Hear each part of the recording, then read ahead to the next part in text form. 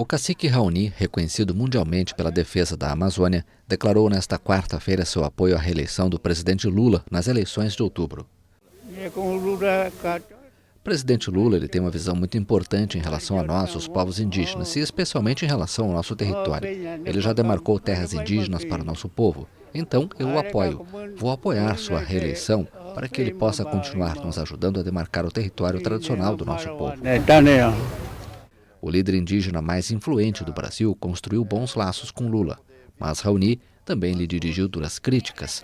Em novembro, advertiu que não hesitaria em puxar sua orelha por seu aval à exploração petrolífera iniciada perto da foz do Rio Amazonas. Desde 2023, Lula aprovou a homologação de cerca de 20 territórios para uso exclusivo das comunidades originárias. Grupos indígenas vão realizar uma marcha em Brasília nesta quinta-feira para pedir que novas terras sejam protegidas.